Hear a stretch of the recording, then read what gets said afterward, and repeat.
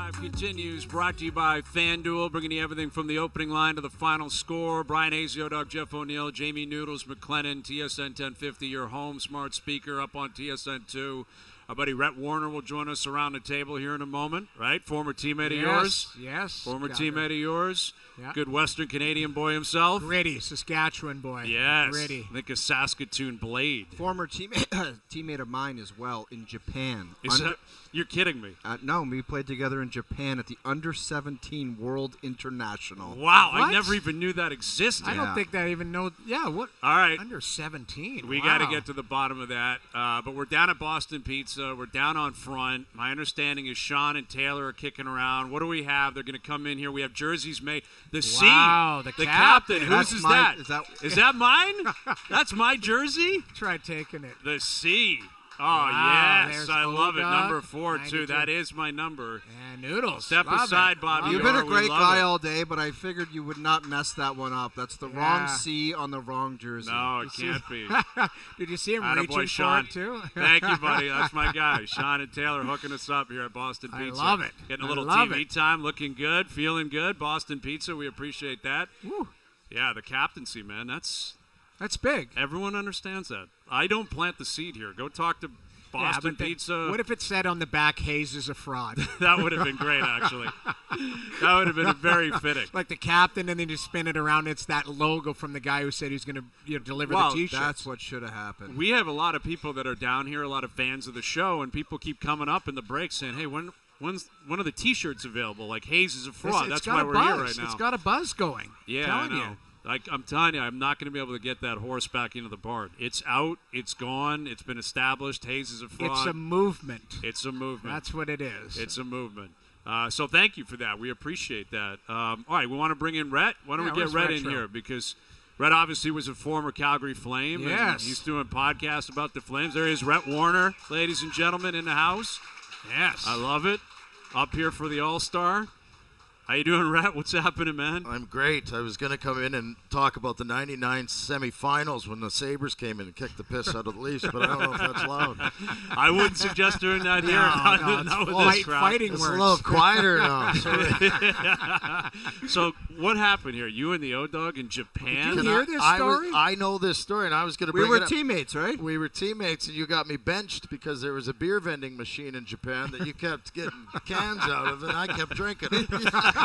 It's amazing how that happened. Yeah, so you guys were underage in Japan and in Canada, and that caused you guys problems? Is that basically what Oh, happened? beer vending. I mean, It's in the past. Who Water cares? under the bridge. Who cares? You play for the national team. And I forgot it was Alain Vigneault was the D coach. Do you remember that?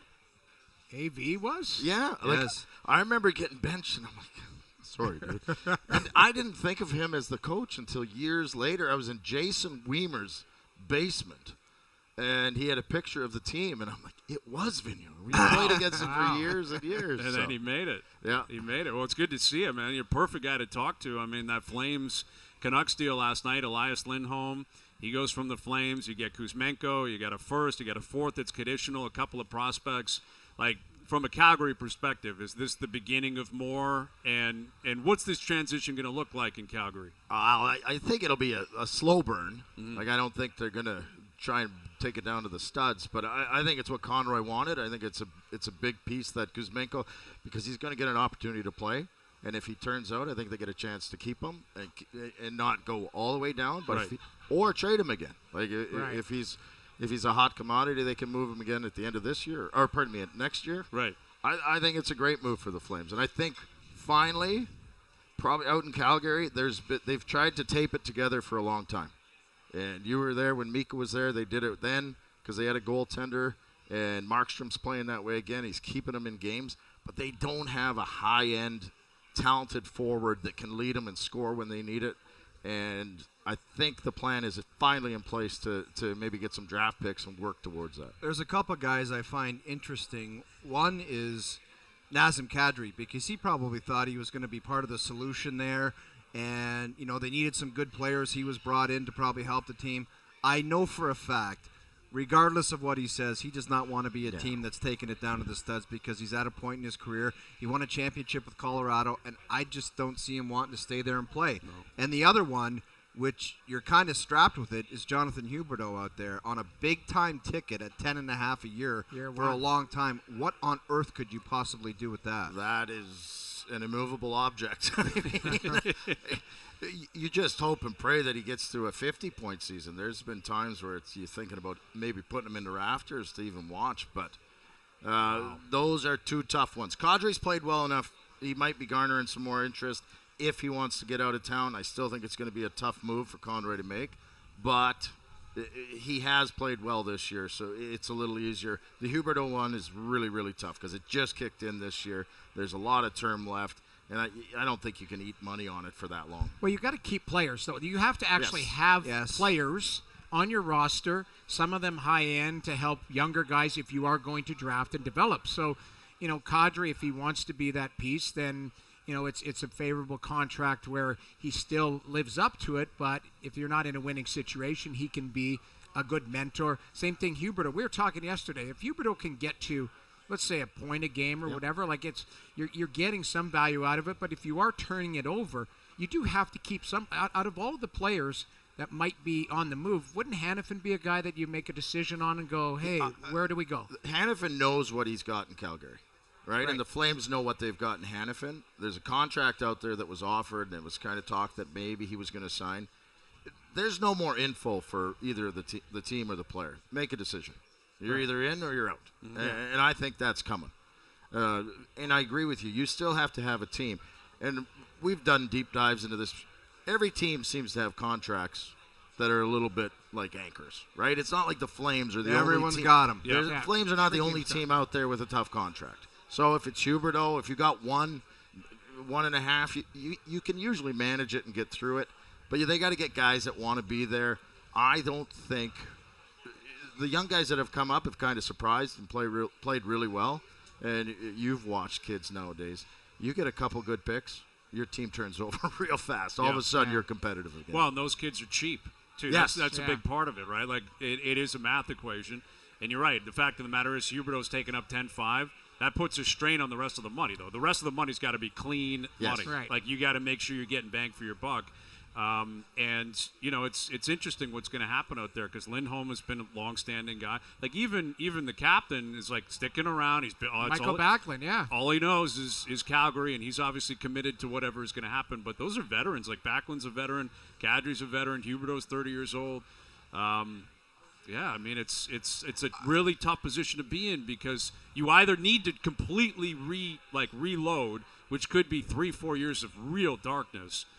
Or you got to get lucky. Like, you got to get lucky with those kids stepping in and playing. I also think goaltending.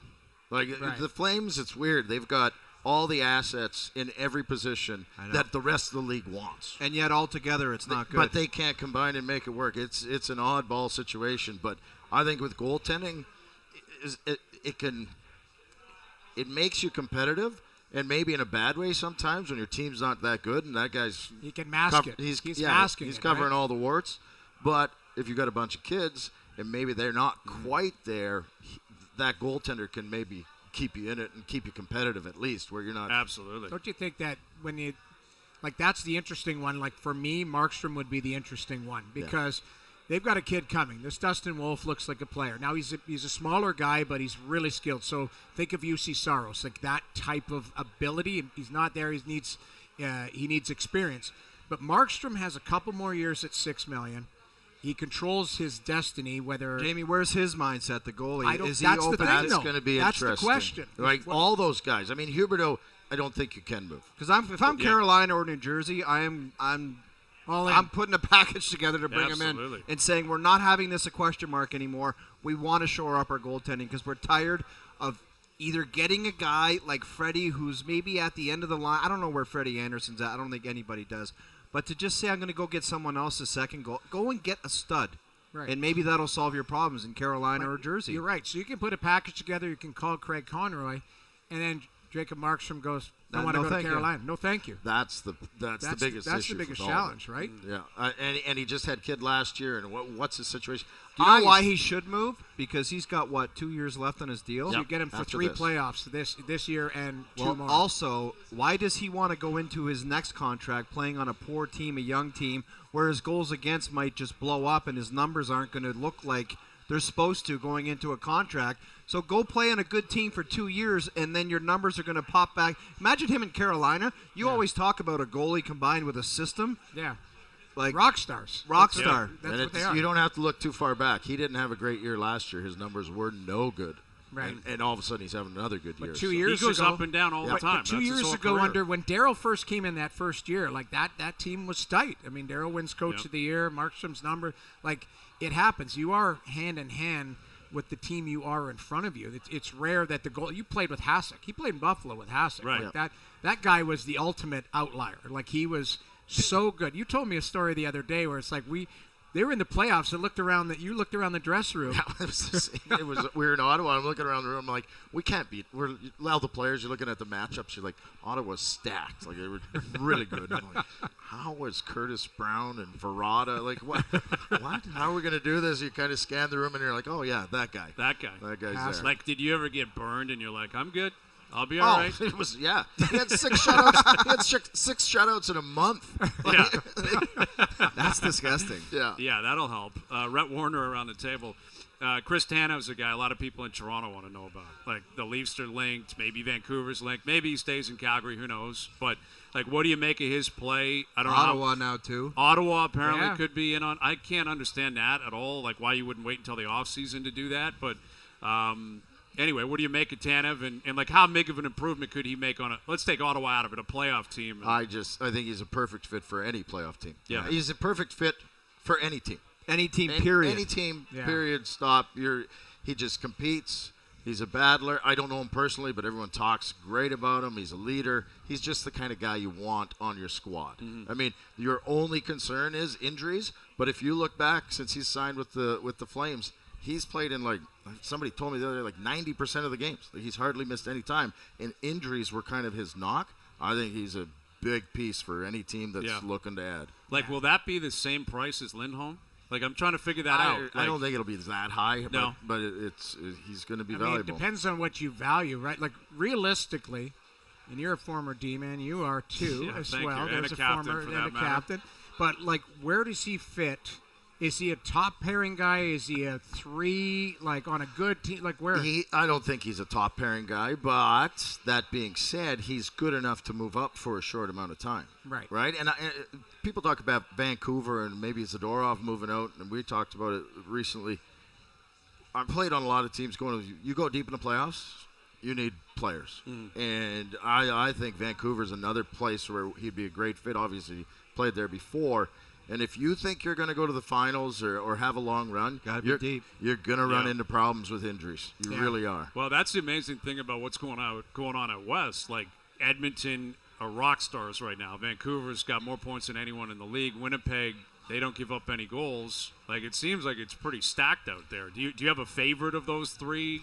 I know in Calgary people don't want to hear it, but do you have one in particular where you'd say that's where I put my chips right now? I don't know. Just the way Edmonton's come on is amazing. I still wonder, that's a hot streak. And can you ride that for the rest of the year? I don't know. I still think there's some holes there. Plus, my brother was an Oilers fan growing up, so I cannot cheer Not for doing them. it. Never. Kids can't happen. Not doing but it. I like what Vancouver's doing. I think Talkett's got them all buying in. There's a lot of talent. They've got the depth now with Lindholm. And like I said, I do think they're going to go after another defenseman. Yeah. That's the amazing thing. Like, Jim Rutherford's just like, let's go. Well, you're looking at them on paper, and there's no real glaring weakness now. Because that third line, that Dakota Joshua's a player. Like, he's a big, strong kid. You know, Connor Garland now on that third line on the right side. Like, they've got some depth there where they're not just relying on your top 6. Now it's a top 9. Now you've got a fourth line that comes at you. And then waves of D where, you know, we had Jimmy Rutherford on yesterday. I don't know if you know this, but he was we were insiders. Yeah, he we broke the news for us. We were breaking in particular. news, you know, but what a turnaround, though, out in Vancouver. Like, to think of where they were Yeah. 2.5 seasons ago, booing, throwing jerseys on the Oh, ice. absolutely. It was a mess. Miserable. But Last year they were hoping Bruce Boudreau was going to stay. It was always like, how Yeah. dare you do that to Bruce? No one's saying that anymore. With Yeah. all due respect to him, everyone's pretty happy about Bruce, Rick there Tocchet. it is. That died pretty Exactly. Yeah, real fast. But that's got to give teams like Calgary hope to turn it around faster, too, right? They don't have Right.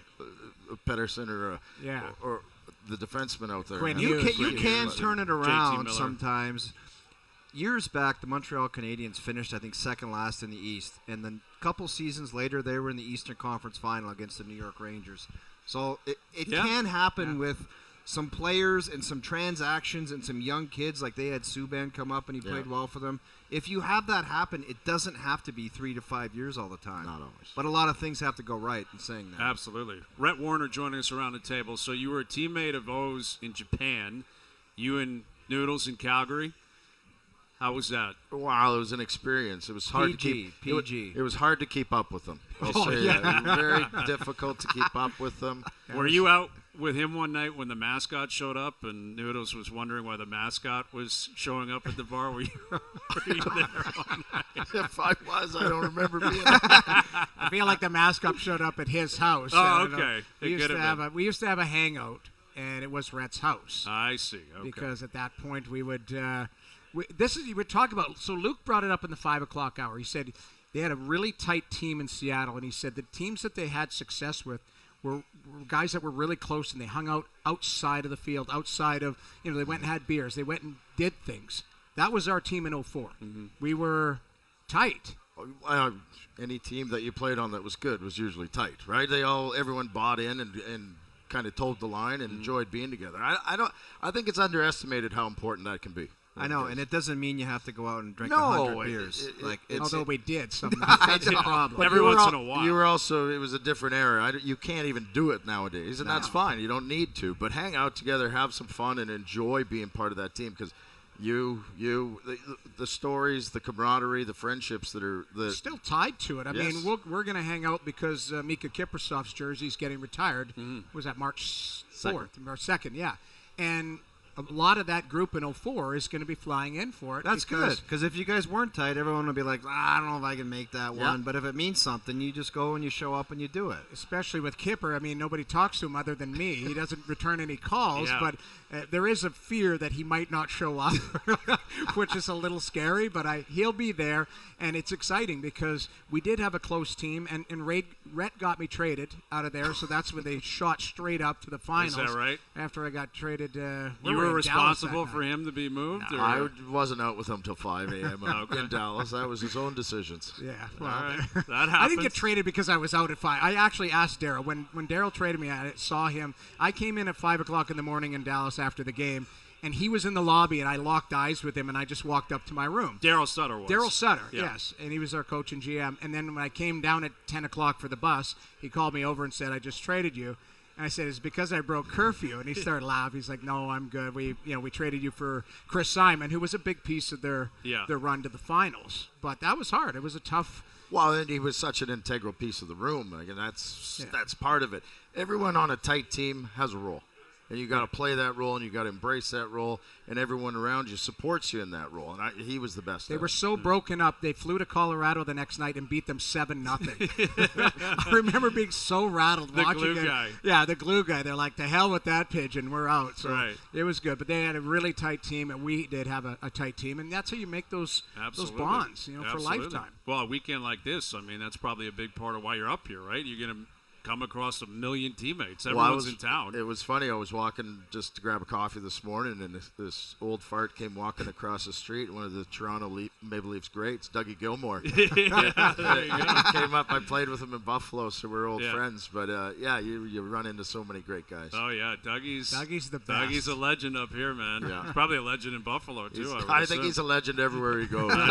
We still talk about, there's a big trade to obviously the Flames trade, and then you think about, that was the worst Flames trade of all time. It may be the all-time worst trade ever. 10-player deal. Who went the other way, though? Gary Lehman was at the forefront of it. He had scored 50 like a year or two before that. Yeah, I love Gary. Michel Petit went the other way. Michel Petit. Actually, Craig Berube went the other way. Really? Yes. Craig Berube was Berube, they had just signed. He was there for like 30 games, and they traded him. Wow. And Dougie came back, and Jamie McCowan, and wow. I can't remember. There were other pieces that factored in. Kent Manderville? Yeah, exactly. I think Walmsley might have been in that. Rick Walmsley might have been in that. Yeah. Some big names. But, Dougie, I mean, he obviously took off when he got here.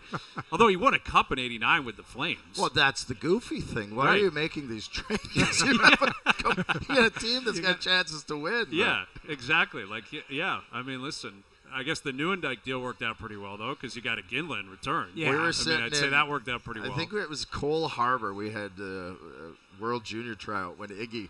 I remember walking the hallway, and he's like, I just got traded.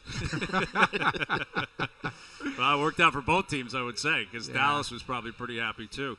Rhett Warrener, we appreciate you joining us. You want to give a plug? You got the podcast going? Yeah, I guess I'll say this. This is the first time I've ever gone on a big show to talk about the Flames. I've been doing radio and podcasts about the Flames for a decade, so I'm a big insider. Yes, well, we appreciate you doing this. Thank you for this, and take care of him tonight. I don't know what you guys got planned. We're just going to have a casual beer. Everyone's just having a good time. Everyone's just having a good time. It's all good. All right, Rhett, good seeing you, man. Thanks, guys. Thanks for doing this. Rhett. Rhett Warrener joining us around the table. There you go. Even though you were a Sabre back in '99. Cheap shots. You might want to remember that, Leaf fans. Our friend Meghan Chayka will join us around the table. We're live at Boston Pizza, brought to you by FanDuel, bringing you everything from the opening line of the final score. OverDrive continues, TSN 1050 and on TSN 2.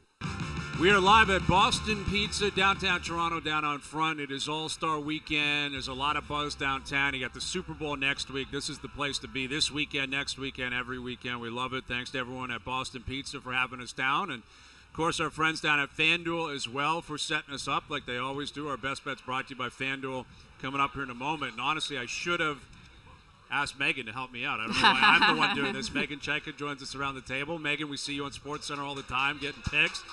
Round of applause for Megan. Of course, you know her as the co-founder, CEO of Stathletes and FanDuel ambassador. How's it going, Megan? It's going great. Can't complain. Yeah. All-star in Toronto, right? A hockey town. It's just like everyone, like we were talking about, wearing jerseys. There's just an energy. Yeah. Do you like it up here as opposed to like Florida? So I know you don't have to take shots at other markets. I like it better up here. Yeah. And I'm not gonna like dump on Florida and say that it had like a goofy kind of vibe, but I like the red carpet idea up here, and it's a big deal having the McDavids and Matthews and everybody in the same city going to the same events. It's just got a big-time feel to it. You know what, though? I'll say I like the cycle. I like different, right? So you come here, it's like that hockey #1 market. You know, all eyes are on players here. You feel just like a part of the NHL, a part of hockey.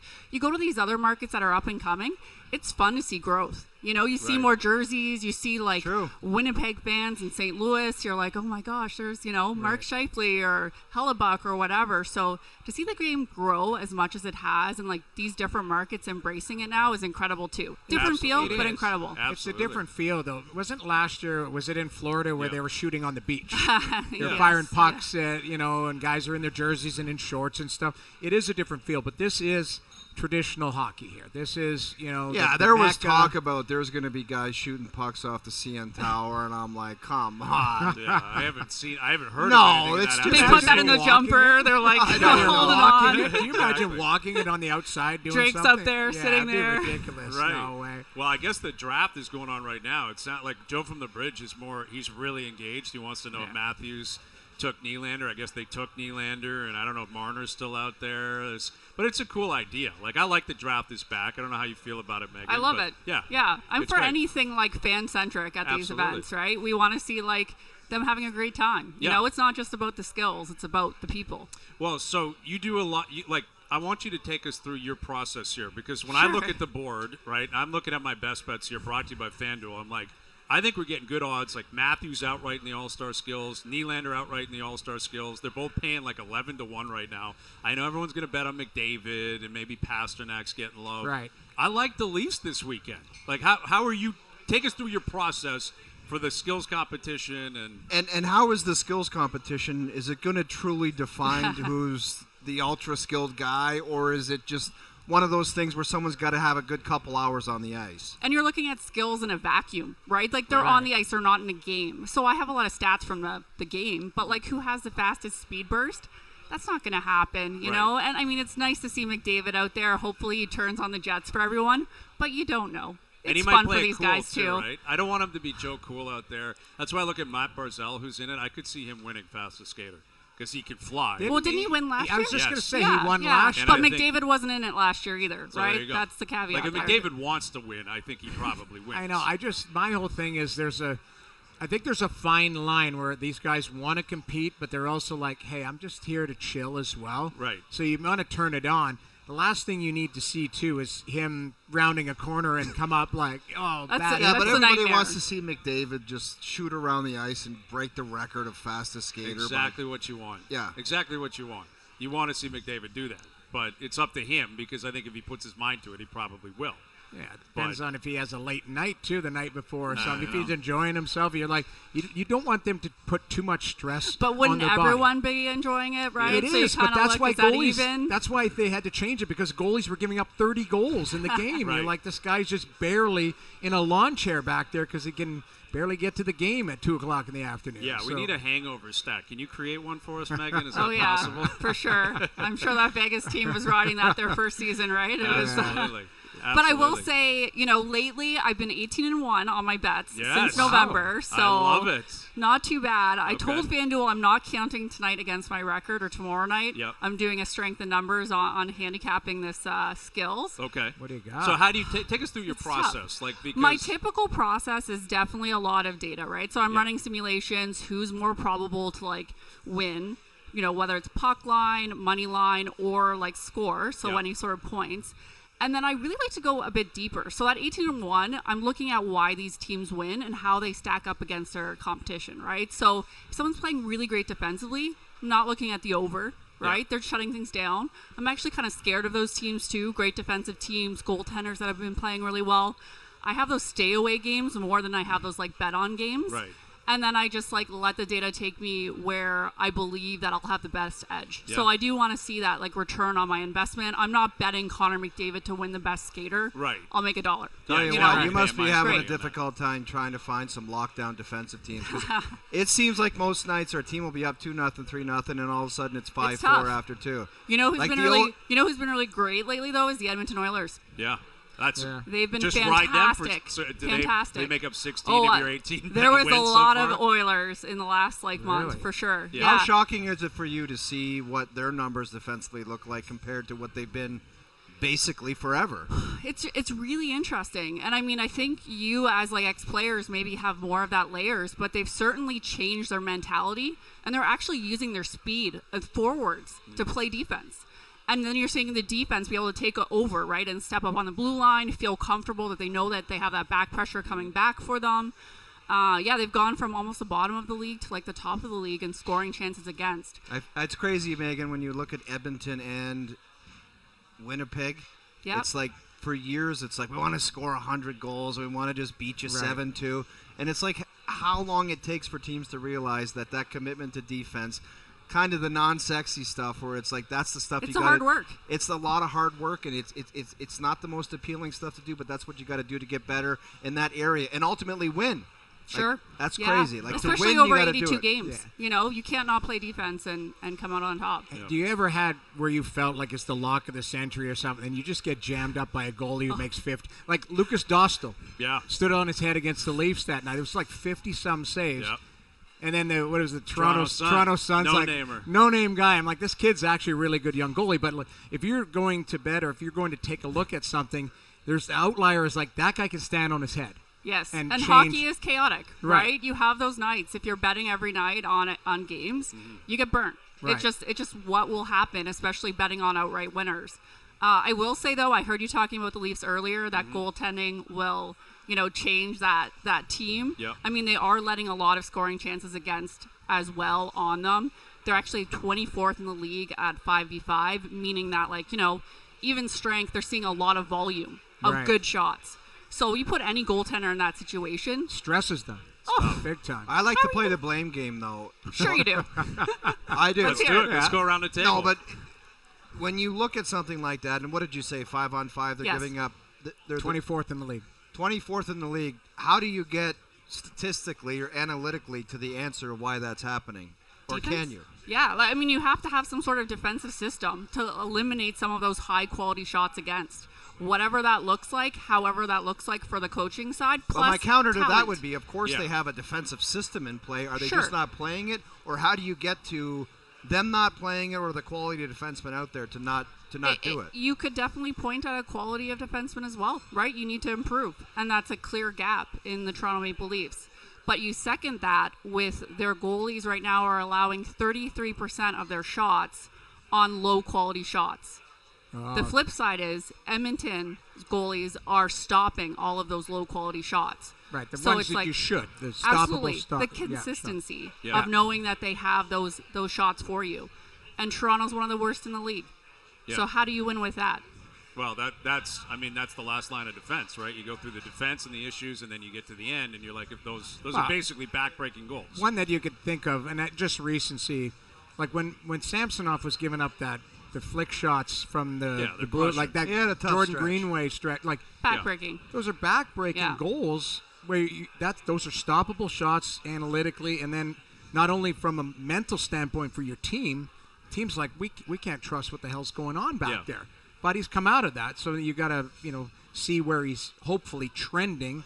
But you also don't want to pelt him with really great shots on him that he has to save game over game. I will say though, they're great offensively. Yeah. There's just there's a lot of like silver lining to a fun run and gun team. 6 in like scoring chances off the rush, so they're still getting that momentum, and they're also second in the league in scoring chances off the cycle. Right. So offensively, they're brilliant. Right.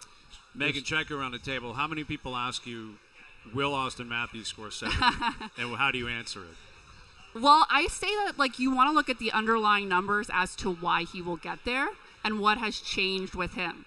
I would say I'd be a lot less hesitant if things were similar to past seasons where he hasn't cracked that like magical number that it's been 31 years or something? Yeah. Since 70? A long time. 92, 93. And the nice thing about him is he's actually doing a lot better this season. He's getting to slot a lot more, so that drives a lot of what we call expected goals, but just basically quality, right? You get closer to a goaltender, way easier to score. Yeah. Of course, you want to tell your star player, get closer. You have to have the skill and the speed and the IQ to do that, and he has that in spades. And he's also scoring on set goaltenders. The last 3 seasons, he's been at 3.5 of his shot attempts have been on set goaltenders. Well, I don't even know what set goaltenders mean. So they're looking at you, they're set and squared, they're in place, okay. right? So like kind of the Connor Bedard style shot too. He really models that like Austin clear-sided Matthews. shots, like straight shots. Straight shots, right? Yeah. But they can just like fake out goaltenders with their release, that dynamic. Basically the goal in Winnipeg the other night.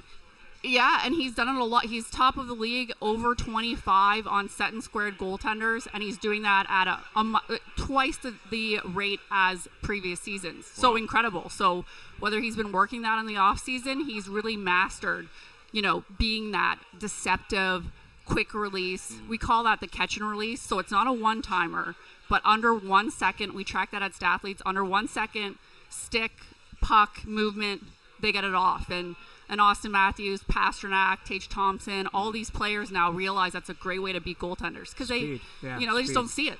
Right. Yeah, I mean, listen, the guy, he was a machine before this year, but it does feel like it's trending in a direction where it's basically automatic. Like when he's got 40 at the break, I mean, I don't even know how you explain it. I mean, outside of watching it, you wouldn't even believe it if you didn't see it. And I don't know if he'll get to 70. I'm sure he'd love to, but I wonder if it's more like, does he feel he's got to beat Ovi? Ovi's record for his career 65. Does he think he just wants to beat his own record and get to 61? Like, I'd love to be, obviously 70 goes without saying because it's a bold number, it's an arbitrary number. No one's done it since. Anybody with an opportunity to rip 70, they want to get to 70. But I think beyond that, I'd like to see him personally get to 66, and then it's like you own the record of your generation. Right. Because Ovi hit 65. That's as high as we've seen since Solani and, I guess, McGillney back in 92, 93. I would love to see 70, and then I would love to see him dominate from start to finish a playoff series. That would be nice. that would go a long way. What do you make of the Canucks trade and Lindholm going there? I mean, everything's been breaking Vancouver's way this year, but yeah, I mean, there was a gap on the second line. I heard you guys talking about it in the segment before. He's also shooting a lot lower than normal in his shooting percentage. He's about 7%. He's usually around 14%. But isn't Vancouver historically high on their PDO They right are. now? So where do you Look think? at you, Noodles. I follow it. But where do you think the regression is going to be for Vancouver as far as their shooting percentage? Like, are you? Yeah, this is historical levels, is it not? Sure, but I think you have to look at shooter talent too. Like Pettersson's not an average shooter, So you look at some of those players that are really lighting it up. Brock Besser is someone that I don't think anyone called whatever he's having 30 goals now or so. Yeah.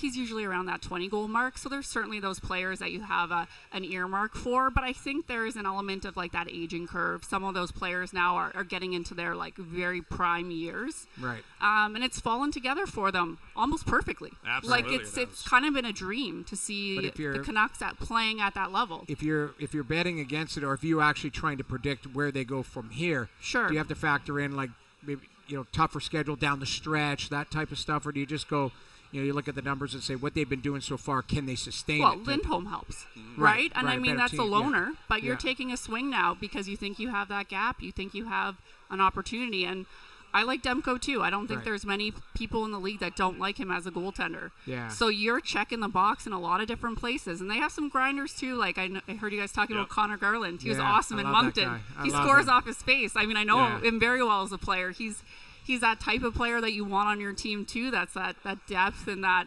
never gives up. He's 5'6". I don't even know. I saw him in Vancouver the other day. I love him, and I actually talked to him about it because I said, I brought it up on the show. I watched him one night. He got a slap shot in the face in Edmonton.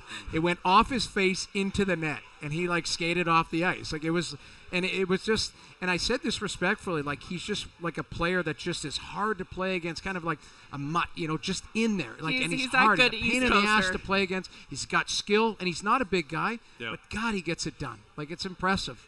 You need those guys. Yeah. I mean, you need a combination of it all, and that's clearly what Vancouver's got. Yeah. Meghan Chayka around the table. So what's your plan this weekend, Meghan? Are you going to be in the building every night? I am. Yeah. Yeah, just busy, lots of events. Okay. I mean, I think it's just a great weekend for hockey. So nice to see all the stars here. Obviously, the women are playing tonight, the PWHL. So, I missed the draft for you guys, Thank you. definitely going over to see the women.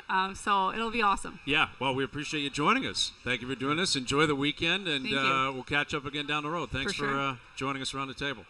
There it is, Meghan Chayka. There you go. Round of applause for Meghan Chayka. We appreciate her joining us, co-founder, CEO of Stathletes, and FanDuel ambassador, of course. He's here on TSN all the time. We're live at Boston Pizza downtown. OverDrive continues. TSN 1050 and on TSN 2. All right, today's best bets are powered by FanDuel. Make your picks and assemble a same-game parlay in seconds on the FanDuel Sportsbook app. Looking at the skills competition. Austin Matthews, outright winner, 11-1 odds. William Nylander, outright winner, 11-1 odds. You're getting great odds considering, yes, there's unbelievable players in this, but it's a complete crapshoot. And I'm thinking the hometown guys are going to show up and want to play. Yeah. And I like the odds of the accuracy shooting tomorrow night, where Nylander and Matthews are getting really good odds. Nylander's 8-1, Matthews is 7-1. Is that format just the same as it's always been? Basically, pass out and stuff. Yeah, it's an accuracy shooting. How is Austin Matthews not expected to win that outright? He's pretty far into the odds. So I'm all over Willie and Austin accuracy. Willie ahead of Austin. I don't know what they're both around the same. I think Willie's actually 8-1, Austin 7-1, but Willie can shoot the biscuit, man. Obviously. He can shoot the puck. If he gets hot and gets rolling and starts, I like those bets. So it's All-Star Weekend in Toronto, and today's best bets are powered by FanDuel. Download the FanDuel Sportsbook app today and find thousands of ways to play. Please play responsibly, 18+. Physically located in Ontario. So we've been down at Boston Pizza down on front. We've had a lot of people, a lot of friends joining us around the table. There's your pizza. You're still going at it. Well, I've just been chipping away. Yeah, I know. I'm so far. I want to acknowledge my buddy back there with the no sleeves on in the middle of winter. Yes. You're a legend. No sleeves. Oh, and there's the underpant guy too. He's really up. And apparently there's been a guy behind us who's been drinking out of a out of the pitcher. Out of the pitcher. Straight out of the pitcher. I saw that too. So, there's a guy. It's the middle of winter, and he's got no sleeves on at Boston Pizza. I love it. He's our biggest fan, and he's our mascot from now on. He's our mascot. Yeah, great grinder. Yeah, he's our mascot. That's what we're looking for. And it's been a great afternoon here. You can tell people are jacked for the All-Star. And we'll see. I haven't seen the updated list on who's on the Matthews team, the McDavid team. It'll be nice to check it out tomorrow, to see how this all unfolds. You kind of got me on the skills. I was going to stay away, but I think I'm going to watch it. Yeah, I think so, because they're trying something different. We'll see if it lands. We'll see if it ends up. It always comes down to the players committing to it and trying. Yeah. You can't just go out there and be Joe Cool and go out for a skate. No, I'm just dangling. Like if you're trying, that will not be good for anybody. It'll look involved. awful. It would. Yeah, it would, because this is a legitimate skills competition that they're trying to establish. Right. Like actually go out there and try to skate. Actually go out there and try to hit targets, and then eventually try to score goals and win money. The money is irrelevant if you're a fan. It doesn't matter if these guys make more money. Like if McDavid makes another $1 million, no one's going to be like, "Oh, I'm so happy I witnessed that." Yeah. But if he's trying hard and doing something Takes cool, pride in it. All absolutely. Of that, yeah. That's always what people are waiting for. Yeah. And we'll see what comes of it tomorrow and on Saturday, and then the Leafs are off on Sunday with the rest of the league, and they're back at it Monday night. Patrick Waugh will be in town. Yeah, I mean Patrick Waugh will be in town. The Islanders on Monday night. Pat Roy will be in town. Yes, he will. They need to start cooking, too, the Islanders. That's always a weird thing when you get the new coach in there and then some of the same stuff pops up right away. They're You're losing like, early what the on. hell we got going on? It happened. I mean, in Edmonton, they won a couple, and then they lost 3 in a row. That's right. Chris Knobloch's looking, going, all right, how's this going to unfold? Like, you do need that. This will be interesting down the stretch because there is going to be some teams that need the separator. Who's going to separate here in the last 30 games, 32, 35 games? Because it's going to be, I think it's going to be a crapshoot right down to the stretch. I mean, Ottawa won last night. You called it. They're going to start winning have a games. huge run and they'll end miss up with by 83 points. points or 84 points. But, Detroit picks up a point. I'm sure you guys tuned into the Ducks-Sharks game last night that went into overtime. Outstanding. What pure entertainment last night. I threw it on a little bit. It was a grind. It was is. a grind. It's awful. I saw a goal. Someone scored. He didn't realize he scored, and he didn't even react. I don't even remember who it was. I turned it off immediately. I said, I can't do this. My guy Pinto in overtime. Oh, so you winner last night. It was a nice goal. It was a nice goal, and that was a good game, actually. They both played pretty hard. Well, Timmy Stutzla diving all over the place, and Derek Lalonde. If I got votes, I would vote for Pinto comeback player of the year, but I don't think it would fly. I don't think this year they'd be happy with that. No, not based on I don't think he would get my vote, though. I think next year he should have. Why couldn't he count next year? He got suspended. He won't because the league will say you cannot do it. You can't be up for the Masterton for dedication to hockey and everything and have a 41-game suspension. He's a stud. He's a great player. He's a really good player. And I'm happy for Ottawa on now they're taking a look at what they have. If they've got health, you can go, okay, do all that. We got some great pieces. We got to figure out how they fit. And I think they're going to be active. And you mentioned Chris Tanev being a fit. Mm-hmm.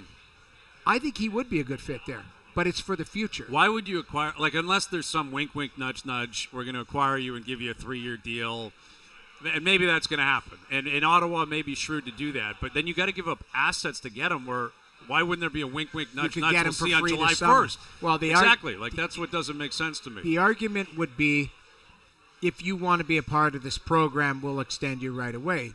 But you're right. They can get him for free this summer. Exactly. Just money. And he's going to have a lot of suitors. Yeah. And I just don't know why other teams that would be in the business of getting a guy like Tanev that are going to the playoffs, why would you let Ottawa outbid you? Yeah. Like Ottawa's bringing in Tanev for the future. You'd be bringing in Tanev to try to win a Stanley Cup.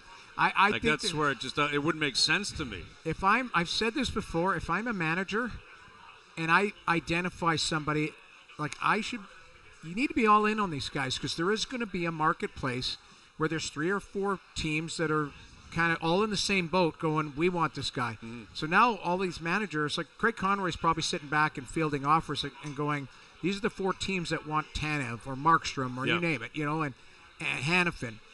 What's the best package for me? And where's the pressure point where a team goes, you know what? Okay. Because they're probably asking for the king's ransom. Absolutely. Well, Lindholm, I guess, kind of set the market last night. I've seen a lot of people in Montreal saying, there it is for Monahan. Oh, come on. You want Monahan, you need the equivalent of Kuzmenko, a first, prospects, a fourth. That's a bit rich. It's not going to happen. No, but Lindholm just got 3 active players in a first-round draft pick. Exactly. There's no way you're getting that. Monahan's been very good. Don't get me wrong. He's been really, awesome. really good. But Lindholm, I think, has more value in terms of the two-way game, in terms of the way he can skate still. 2 years ago, that line, if you're a Flames fan, that was the best line in the NHL. Tkachuk, Lindholm, Goudreau. All 3 of them scored 40. I think all 3 of them had 100 points. None of them are there anymore. Yeah. And what's left? It's not great. Like but in terms of Huberdeau and I thought Rhett did a great job breaking it down, saying like they've been putting Band-Aids and I think when you look at it, Craig Conroy is going to need some time, but he has a clear vision as to what they're going to do. It's going to take time to figure that out, or at least execute it. Yeah. You got to figure out who wants to be on that ride. Absolutely. Huberdeau's going to be on the ride. Huberdeau doesn't have a choice now. But Markstrom's got to figure that out. Kadri's got to figure that out. Even guys like Blake Coleman, who signed a long-term deal. That guy's won. Really good player. He's a very sneaky good player. Yeah. And then what do you do with the tweeners? He's here this weekend, I think. Yeah, Blake he was Coleman. in as a replacement, I think, for Lindholm. I thought I read that. Because Vancouver's got 6 guys in the All-Star game. Because Lindholm was supposed to be there representing Calgary. They should, though. That's what it should be. The best, like the guys who've had the best seasons. I totally agree with you. You go at it, and I get everyone every fan gets base represented wants a little here. piece, but yeah, everyone's represented. Yeah, gotta be represented. Well, gotta have it. Gotta have it. All right, Doogie, great job at the Doogie desk today. Outstanding stuff.